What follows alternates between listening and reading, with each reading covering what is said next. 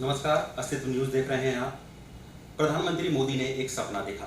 सपना देश में सड़कों का जाल बिछाने का। सड़कें भी ऐसी जो वर्ल्ड क्लास हो और देश के ट्रांसपोर्ट सिस्टम को मजबूत और आसान बनाए। अब इस सपने को साकार करने की जिम्मेदारी आई NHAI पर, क्योंकि देश में सरकार के पास NHAI ही एक ऐसा विभाग था जिसके पास उस स्तर के संसाधन, इंजीनियर और तमाम टीम मौजूद थी। NHAI के एक ऐसे ही परफेक्शनिस्ट, मिस्टर परफेक्शनिस्ट उनको बोला जाता है, वो इसलिए क्योंकि आज तक उन्होंने जो भी प्रोजेक्ट अपने हाथ में लिया उसको बखूबी अंजाम दिया। और वो मिस्टर परफेक्शनिस्ट हैं मिस्टर मुदित गर्ग, जो परियोजना डायरेक्टर हैं और इस वक्त हमारे साथ मौजूद हैं। स्वागत है आपका मुदित गर्ग। बहुत बहुत धन्यवाद सर, चर्चा को आगे बढ़ाएं उससे पहले हम आपसे जानना चाहेंगे फिलहाल आपके पास कौन कौन से प्रोजेक्ट हैं। देखिए, मेरे पास PIU गाजियाबाद के अंदर Delhi Meerut expressway, eastern peripheral expressway और दिल्ली सहारनपुर एक्सप्रेसवे जो कि दिल्ली देहरादून का एक पार्ट है, उसके 2 पैकेज मेरे पास हैं। तो ये दिल्ली NCR के मैक्सिमम एक्सप्रेसवे जो है वो मेरे पास ही है। सर अच्छा, ये बताइए कि ये जो आपके पास प्रोजेक्ट हैं ये बाकी और प्रोजेक्टों से किस रूप में और किस तरह से अलग है? देखिए, दिल्ली मेरठ एक्सप्रेसवे अपने आप में एक यूनिक प्रोजेक्ट है। 14 लेन का पहला एक्सप्रेसवे है इंडिया के अंदर जो 14 लेन का है। और इसका जो फर्स्ट फेज था दिल्ली से सराय काले खां से लेके UP गेट तक, वो हमने रिकॉर्ड समय में पूरा किया और लगभग 1 वर्ष पूर्व पर उसको पूरा कर लिया, जिसमें यमुना जी का ब्रिज भी शामिल था। तो it is a challengeable job और हमने बखूबी उसको समय से पूरा किया है और अच्छे से अच्छा एक्सप्रेसवे बना के पब्लिक को सुख सुविधा देने की कोशिश की है। सर, आपने बात की कि हमने उसको टाइमली पूरा किया और सुख सुविधाओं की भी बात आपने की। सर, एक फैक्टर होता है कॉस्ट। किसी भी प्रोजेक्ट को लेकर के उसकी कॉस्ट कम से कम आए और उसका जो आउटपुट है वो ज़्यादा आए, इसको आप कैसे मैनेज करते हैं, क्योंकि सबसे बड़ा चैलेंज है आज के डेट में। देखिए, किसी भी प्रोजेक्ट को बनाने से पहले हम उसकी DPR बनाते हैं, डिटेल्ड प्रोजेक्ट को। उसमें कॉस्ट एनालिसिस किया जाता है और ऑप्टिमाइज़ किया जाता है किसी प्रोजेक्ट को करने से पहले भी कि उसकी कॉस्ट को हम कितना इफेक्टिव बना सकते हैं। फैसिलिटी से कहीं कॉम्प्रोमाइज़ नहीं करना। और कॉस्ट के मामले में इसके पास हमारे पास एक ऑप्शन था, हम इसको एज ए एलिवेटेड रोड इसको ले जा सकते थे पिलर्स के ऊपर, सिंगल पिलर्स के ऊपर, जैसे काफ़ी योजना बनी हुई है। लेकिन हमने इसको RE पे कंस्ट्रक्ट किया और करीब हमने हर जगह इसको अंडरपास देने की कोशिश की। जितने भी अंडरपास पे उसमें U-टर्न के माध्यम से हमने देने की कोशिश किया कि ट्रैफिक का मूवमेंट PG फ्लो में होता रहे और इस तरह से हमने कॉस्ट इफेक्टिव किया। एलिवेटेड रोड का जो अपना 4 लेन का रोड है उसका 100 करोड़ रुपये पर किलोमीटर के आसपास कॉस्ट आती है। और यदि हम 4 लेन की बात करें तो करीब 10 से 12 करोड़ के आसपास हमारी नॉर्मल रोड की कॉस्ट आती है। तो नियरली हमारा 8 to 10 टाइम्स का इसका कॉस्ट इफेक्ट पड़ता है। तो हमने इस ऑप्शन को यूज़ किया, जिसके लिए हमें काफ़ी सारे जो है इन्वेस्टमेंट तोड़ने पड़े। हमारे लिए बहुत आसान होता, हम इसको एलिवेटेड रोड को लेके जाते और सिंगल पेयर पे काम करते हैं। लेकिन हमने चैलेंज को लिया और समय से कार्य को पूरा किया। शायद इसलिए आपको मिस्टर परफेक्शनिस्ट कहा जाता है विभाग में। हाँ, अच्छा, एक हमें पता जानकारी लगी कि आपने एक सुझाव दिया है गवर्नमेंट ऑफ इंडिया को कि जो भी हाईवेज निकलें उनके दोनों तरफ जो भूमि है उसको ग्रीन बेल्ट घोषित किया जाए, साथ ही उसके लैंड यूज पर जो है चेंज करने पर उसको रोक लगा दी जाए। इसके पीछे आपका क्या तर्क है? देखिए, मेरा ख्याल आया इस प्रोजेक्ट से जब मैं इस प्रोजेक्ट पे काम कर रहा था और एक NH-24 का बाईपास बनाया गया था गाजियाबाद सिटी से डाइवर्ट करते हुए इंदापुरम और नोएडा के बीच में, और इसको बाईपास की तरह डेवलप किया गया। लेकिन जब हम लोग कंस्ट्रक्शन कराने गए तो ये बाईपास से ज़्यादा इसमें जो है इंक्रोचमेंट और लैंड एक्विजिशन की बहुत ज़्यादा प्रॉब्लम्स आई। तो हमारे मन में ख्याल आया कि कोई भी हाईवे डेवलप होता है या कोई भी एक्सप्रेसवे बनता है तो सबसे पहले उस पर इंक्रोचमेंट और अवैध कॉलोनियाँ और इस तरह की बसावट शुरू हो जाती है और उस एक्सप्रेसवे का पर्पज़ जो है वो सारा डिफीट हो जाता है। तो हम नहीं चाहते कि किसी किसान का नुकसान हो या कुछ हो। जो जिस काम के लिए ज़मीन उसके पास है वो वही जॉब करे, खेती कर रहा है, खेती के लिए जॉब है, उसमें कोई चेंज की हमें ज़रूरत नहीं है। तो दैट्स वाई एक्सप्रेसवे को थ्रू आउट सालों साल मेंटेन करने के लिए हमने शासन को प्रस्ताव भेजा है, सभी कमिश्नर्स को भेजा है, सभी डेवलपमेंट अथॉरिटीज को भेजा है कि दोनों साइड आप ग्रीन बेल्ट करें और कोई महायोजना आप लेना चाहते हैं एक्सप्रेसवे के लोग तो दोनों ओर सर्विस रोड बना के उसको डाइवर्ट रखें और प्रॉपर उसकी एंट्री एक्सेस रखें ताकि योजना का लाभ भी ले सकें और हाईवे को इंक्रोचमेंट से बचा सकें। सर, ऐसा तो नहीं होगा कि मतलब ये तो चलिए ठीक है, आपका पक्ष हो गया, आपके विभाग चाहता है कि आपके एक्सप्रेस वे दुरुस्त रहें, उनके साइडों में एंक्रोचमेंट ना हो, लेकिन किसानों का कहीं कल को ये आरोप तो नहीं लगेगा कि आप उनका लैंड यूज चेंज करने पर कैसे रोक लगा सकते हैं? आप अपने हाईवेज को मेंटेन कीजिए। भाई जो जमीन उनकी भूमि है, एक तो आपने किसानों की पहले जमीन लेकर उस पर एक्सप्रेस वे निकाले, और जो बची हुई जमीन है अब आप उनके भी लैंड यूज पर अगर रोक लगा देंगे तो कहीं ऐसा तो नहीं कल कोई विरोध का एक कारण बन जाए सरकारों के सामने? देखिए, सरकार स्पेशल इकोनॉमिक जोन और बहुत सारी योजना बनाने की ऑलरेडी सोच रही है, आपकी नॉलेज में भी होगी। तो इससे किसी किसान का नुकसान मेरी नज़र में कहीं से नहीं है। जो वर्तमान में इसका यूज विद्यमान है, हम उस यूज में कोई चेंज नहीं कर रहे। यदि हम उसके वर्तमान के विद्यमान यूज को चेंज कर रहे होते हैं, एग्रीकल्चर से हटा के उसको कहते कि नहीं साहब आप खेती भी नहीं करोगे, दैट इज पर्पज़ को डिफीट करता है। हम उसका इस पर्पज़ से कह रहे हैं आप खेती करिए जिस काम के लिए, और खेती के लिए ज़मीन की रिक्वायरमेंट बहुत ज़्यादा है देश में। हमने हाईवे बना रहे हैं एक ईजी थ्रो पहुँचाने के लिए, ये हमारी मिनिमम रिक्वायरमेंट है। लेकिन उसके साथ साथ पैरेलली खेती की ज़मीन को मेंटेन रखना भी सरकार की बहुत बड़ी अहमियत है। तो मेरा इसमें कहना है कि इससे कहीं कोई नुकसान की कोई चीज़ नहीं होगी। तो चलिए विश्वास करते हैं कि किसानों का इससे कोई नुकसान नहीं होगा, लेकिन जब किसानों की बात आई है तो एक सबसे बड़ा चैलेंज आपके विभाग के सामने होता है जमीन अधिग्रहण को लेकर, क्योंकि जब जहाँ भी कोई नई योजना निकालते हैं तो किसानों का विरोध आपको देखना पड़ता है, मुआवजे तय करने को लेकर कई चुनौतियाँ आती हैं, तो इन चुनौतियों का सामना आप कैसे करते हैं? देखिए, NHAI का जो लैंड एक्विजिशन एक्ट है बड़ा ट्रांसपेरेंट है, और इसमें हम लोग काला यानी competent authority of land acquisition, जिसमें डिस्ट्रिक्ट एडमिनिस्ट्रेशन को इन्वॉल्व रखते हैं, और बहुत ट्रांसपेरेंट वे में हमारे यहाँ लैंड का एक्विजिशन होता है। उसके पास आर्बिट्रेशन में जाने के लिए, DG के पास डिस्ट्रिक्ट कोर्ट में जाने के लिए, हाई कोर्ट में, सुप्रीम कोर्ट में जाने के सारे ऑप्शंस मौजूद होते हैं। तो हमारे यहाँ जो लैंड एक्विजिशन है बिल्कुल ट्रांसपेरेंट वे में है, इसीलिए NHAI ही मैक्सिमम हाईवे पे काम कर पाती है।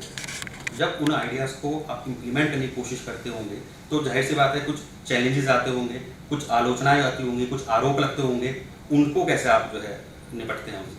देखिए, इस प्रोजेक्ट में सबसे पहले चैलेंज हमारे पास आया था पांडा नगर और इसके आसपास के गुरुद्वारे के आसपास का मल्टी स्टोरी बिल्डिंग्स। ये 1972 से बिफोर इनकी लैंड का बिल्डिंग्स बनी हुई थी, और इसको हमने कचरा वगैरह इसकी रेवेन्यू रिकॉर्ड चेक किए थे।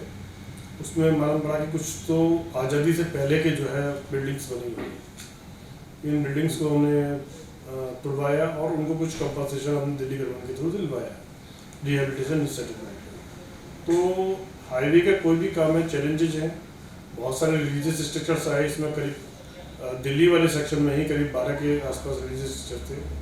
हमने सबको हटाया और उसको प्रॉपरली शिफ्ट किया, नया स्ट्रक्चर बना के दिया। सिमिलरली यूपी सेक्शन में हम बात करें तो डिस्ट्रीब्यूशन की यूटिलिटीज थी, बिजली विभाग की करीब 14-15 यूटिलिटीज थी, 3 पानी की पाइपलाइन हैं और ट्रांसमिशन लाइन। ट्रांसमिशन लाइन पहले आप देखिए कि बिल्डिंग के ऊपर से गुजर रही थी, खासतौर से लालपुर क्षेत्र में। हमने उसको अलोंग दी हाईवे किया और बड़े खूबसूरत तरीके से मोनोपोल पे उसको स्टैब्लिश किया है। तो इंफ्रास्ट्रक्चर अपना तो हमने स्ट्रॉन्ग किया ही है, साथ में और विभाग का भी इंफ्रास्ट्रक्चर स्ट्रॉन्ग किया हुआ है। आप देखेंगे एक यूपी जल निगम की वाटर पाइपलाइन थी जो काफ़ी सालों से पेंडिंग थी, उसको भी हमने अपनी योजना में शामिल किया, और उसका अभी यूपी जल निगम का 1.5 मीटर का पाइपलाइन हमने अपने ROW में अपनी सड़क के नीचे दबाया है। हमने इस चैलेंज को लिया है। हम चाहते थे उसको छोड़ सकते थे क्योंकि इससे मेरा रोड तो कहीं ना कहीं अनसेफ हो रहा है, लेकिन हमने पब्लिक के ध्यान को देखा कि फ्यूचर में फिर डेवलपमेंट का पार्ट हमारे पास नहीं बचता है।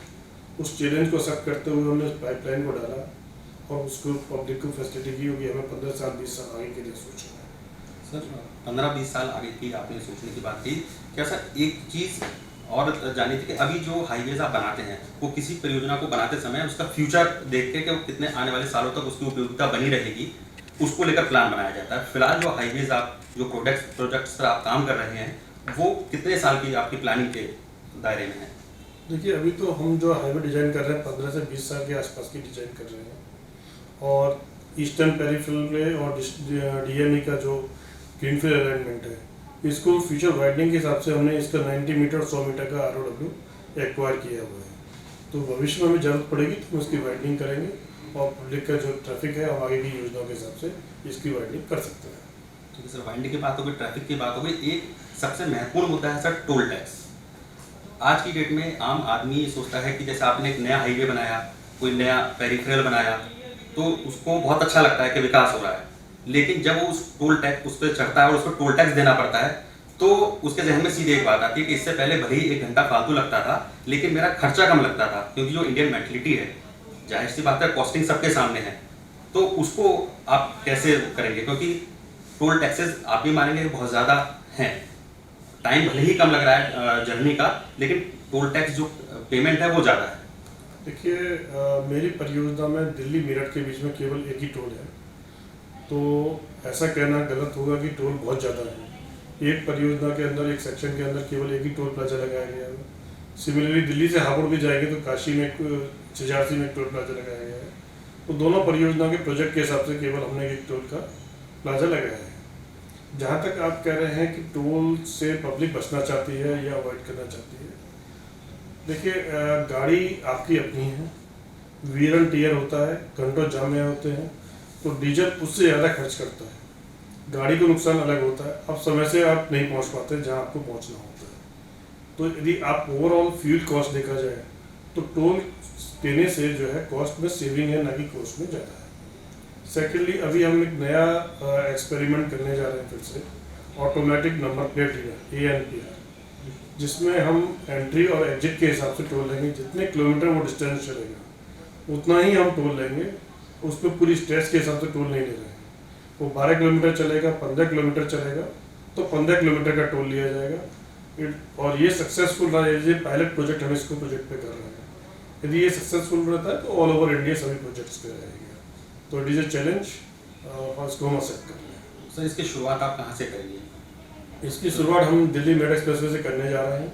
हमने इसका ट्रायल रन कर लिया है। ट्रायल रन में हमने बहुत अच्छे से सक्सेसफुल रहे हैं। हम एक ट्रांजेक्शन को केवल हमको 1.5 सेकेंड इसमें लग रहा है, 1.5 से 2 सेकेंड। और इसमें हम नॉन फास्टैग वाले को पेनल्टी भी हम लोग इम्पोज कर रहे हैं। उससे फुल स्ट्रेच का 2 टाइम्स हम लोग लेंगे ताकि वो फास्टैग पे आए, क्योंकि फास्टैग को गवर्नमेंट बढ़ावा दे रही है और इससे काफ़ी समय की बचत होती है, फ्यूल की बचत होती है। तो हम चाहते हैं सभी लोग फास्टैग पे आएँ और फास्टैग के बेस पे ANPR सिस्टम हमारा टोल कलेक्ट करेगा और जितने किलोमीटर वो रन करेगा उतना ही रन देना है, पूरे प्रोजेक्ट का भी रन कॉस्ट नहीं है। सर, क्या इसके लिए कुछ दरें तय हो पाई हैं कि क्या दर रखी जाएगी पर किलोमीटर? देखिए, मिनिस्ट्री की स्टैंडर्ड गाइडलाइंस है जो दरों के लिए निर्धारित है। इसका टोल नोटिफिकेशन होती हम दरों की घोषणा करते हैं। अच्छा सर, एक जानकारी और चाहिए थी कि जो टोल टैक्स लगाने की जो नियम्स हैं वो क्या हैं? जैसे एक टोल और दूसरे टोल के बीच में कितनी दूरी हो, और क्योंकि अभी कुछ टोल टैक्स 70 रुपये ले रहे हैं, कुछ 150 रुपये ले रहे हैं, तो ये कैसे तय होता है कि किस रूट पे कितना लगेगा और जो डिस्टेंस है वो कितनी होनी चाहिए दो टोल टैक्सों के बीच में? कि मिनिस्ट्री की गाइडलाइन से नॉर्मली हम लोग प्रिफर करते हैं कि 60 किलोमीटर में एक टोल प्लाजा रहना चाहिए, लेकिन ये कई सारे फैक्टर्स पे डिपेंड करता है। सबसे मेन फैक्टर्स है प्रोजेक्ट की वायबिलिटी। तो एक प्रोजेक्ट पे कोशिश की जाती है एक टोल प्लाजा रहे। यदि हमारा चेंज हो रहा है या प्रोजेक्ट का दूसरा स्ट्रेच का नाम नेशनल हाईवे आ रहा है तो वहाँ उसका अपना फी प्लाजा हो सकता है, या सेकंड कॉन्ट्रैक्टर एजेंसी है तो वहाँ उसकी फी प्लाजा उसके लिए हो सकता है। सेकेंडली, अर्बन सेक्शन है, वहाँ हम लोग टोल प्लाजा में अवॉइड करते हैं, लेकिन डिपेंड करता है कि यहाँ लैंड की अवेलेबिलिटी है, उसके हिसाब से ही फी प्लाजा बनाया जाता है। थर्ड होता है कि टोल की दरों में जो 60 मीटर से ऊपर के स्ट्रक्चर्स होते हैं हमारे, उसके लिए हमारा टोल की दरें जो है वो बढ़ जाती हैं। स्ट्रक्चर्स की कॉस्ट हमारी ज़्यादा आती है, तो जो छोटे स्ट्रक्चर से जो 60 मीटर से कम के हैं उस कॉस्ट को हम शामिल नहीं करते। हम जो 60 मीटर के कॉस्ट स्ट्रक्चर से जिनकी लंबाई 60 मीटर से ज़्यादा है उसकी दर को जो है 10 गुना हमें करना होता है, ताकि हम उस स्ट्रक्चर की कीमत उसमें रेवेन्यू में ले सकें। तो जहाँ स्ट्रक्चर्स ज़्यादा होते हैं, जैसे आपके पलकवा में एलिवेटेड रोड है जो कि 4.5 किलोमीटर का है, यमुना जी के 2 ब्रिज हैं हमारे पास, हिंडन ब्रिज है, तो इसलिए थोड़ा सा टोल हमारे यहाँ थोड़ा सा ज़्यादा है वैल्यू। यदि देखा जाए तो लंबाई के हिसाब से it is normal less equal to eastern peripheral expressway. तो इस तरह से लगभग सभी योजनाओं में बराबर सही टोल आता है। तो सर, कोविड के दौरान जब लॉकडाउन लगा पिछले साल भी, तो देखा गया कि इमरजेंसी सेवा ही केवल चालू रखी गई थी, लेकिन केवल एक विभाग NHI ही ऐसा था जो काम करता रहा लगातार। जब पूरे देश में लॉकडाउन था, लोग घरों से निकलने में डर रहे थे, तो ऐसे में आपके विभाग ने और आपकी टीम ने, आप लोगों ने कैसे अपने नीचे जो लोग काम कर रहे हैं, जो स्टाफ काम कर रहे हैं, उनको कन्विंस किया, उनको तैयार किया कि वो लोग घरों से निकलें और काम करें, काम सुचारू रूप से चलता रहे, देश के हाईवे जो सरकार का सपना है वो साकार होता रहे। इसको आपने कैसे मैनेज किया? देखिए, हमारे पास बहुत बड़ी चुनौती थी कि लेबर को अपने कैंप में रोकना। लेबर के पास एक बार एक मंशा शुरू हो जाती है कि हमको भागना है, तो फिर वो किसी की नहीं सुनती। तो हमने कोशिश किया और इनके साथ हम लोगों ने बातचीत की, डिबेट की, इनको फैसिलिटी कराई, मेडिसिन हमने इनको प्रोवाइड किया, काढ़े की व्यवस्था की और सेपरेट कैंप बनाए गए। हर कैंप में हमने डॉक्टर्स की व्यवस्था की और इनके लिए सैनिटाइजर्स और हर तरह की व्यवस्था की गई कि इनको मेन थिंग हमारे साथ थी खाना इनका एक नॉर्मली मैस में हमारे यहाँ स्टाफ का रहता है। तो उस पीरियड में हमने सबको टिफिन्स और यूज एंड थ्रो कुछ मटेरियल प्रोवाइड किया था और सबके इनके रूम्स में हमने ग्रुप बना के खाना सर्व कराया था। तो इसको हमने एज ए चैलेंज दिया ताकि प्रोजेक्ट हमारा कहीं से सफ़र ना करे। लेकिन फिर भी हमारे पास स्ट्रेंथ थोड़ी कम हुई, 50% के आसपास हमारे पास स्टाफ है, क्योंकि 50% स्टाफ होता है जो लेबर है वो कहीं किसी की सुनती नहीं। लेकिन हमारे पास जो रिसोर्सेज थे हमने उसका भरपूर इस्तेमाल किया, प्लस हमारे पास ट्रैफिक कम था। उस ट्रैफिक को भी हमने एक चैलेंज की तरह लेते हुए रेलवे ओवरब्रिज का काम किया। उस रेलवे ओवरब्रिज का काम हमने नाइट आवर्स में किया और करीब हमको 12 दिन का ब्लॉक मिला था, जिसको रात को 12 बजे से लेकर सुबह 4 बजे तक करना था। सभी ब्लॉक पे मैं रात को अवेलेबल था, दिन में मेरा ऑफिस था और रात को हमने 12 बजे से 4 बजे तक स्टाफ को किया। तो हम लोगों ने चैलेंज लिए और पब्लिक की फैसिलिटी के लिए हमने जो हमसे भरसक कोशिश हो सकती थी वो हमने कोशिश की। और हमने किसी भी ब्लॉक को ओवर टाइम में शूट नहीं होने दिया। जितने आवर का ब्लॉक था हमने उससे पहले 5 मिनट पहले 10 मिनट पहले ब्लॉक को ओवर किया और भी कुछ समय के रहते हुए सारे काम को पूरी प्लानिंग के साथ एग्जैक्टली जिस प्लानिंग को हमने डिजाइन किया था उसी प्लानिंग में कोई 1 mm का चेंज किए बिना ही हमने सारे काम को सक्सेसफुली किया। इतना बड़ा चैलेंज आपने एक प्लानिंग से उसको बहुत बखूबी अंजाम दिया। तो ये है मिस्टर परफेक्शनिस्ट। NHI में मिस्टर परफेक्शनिस्ट इसलिए कहा जाता है कि जिस भी विभाग की तरफ से जो भी चुनौती आपको मिली आपने उसे बखूबी अंजाम दिया और फिलहाल 3 बड़े प्रोजेक्ट्स की जिम्मेदारी आपके ऊपर है। तमाम सवालों के आपने जवाब दिए और उदित गर्ग जी आपका इसके लिए आपने हमें समय दिया, बहुत बहुत धन्यवाद।